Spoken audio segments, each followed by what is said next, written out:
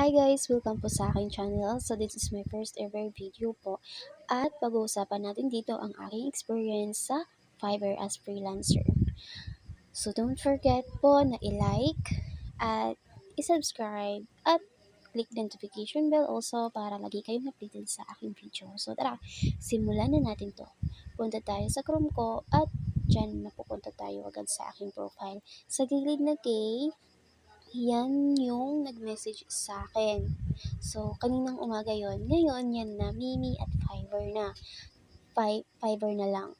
Kasi siguro blinak siya ni Fiverr. Na-sense siguro ni Fiverr na ano siya, scammer or siya mismo nag-block sa akin.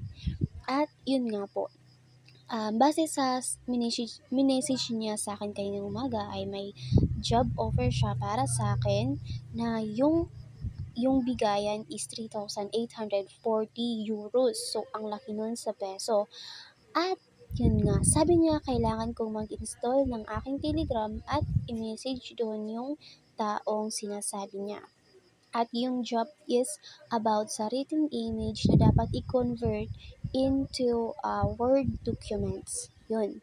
So, since ang bago ko dito siguro, ang tanga-tanga ko din, yun nga,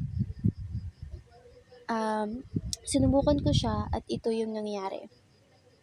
Napansin ko na all screenshot lang yung mga written image. So, since kailangan ko siyang i-sequence kasi ippi-PDF ko siya, Word document as PDF po.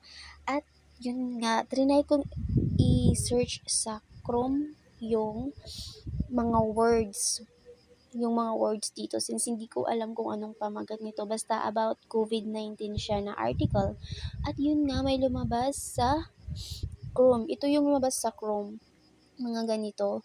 Tapos, parehong-pareho talaga. So, ayan, screenshot ko yan at sinend dun sa kausap ko sa Telegram. At sinabi ko na, I can't no longer work with you and I can't finish the project since yun nga, na-notice ko na copyrighted siya. At for your information guys, hiningi niya din sa akin yung information ko like name, age, kung employed ba ako or hindi employed, kung saan ako nakatira, at yung cellphone number ko. So, suggest ko sa inyo guys ay lagi kayong mag-ingat at be aware po sa mga scammer gaya po ng na-experience ko ngayon. Yun lang. Bye!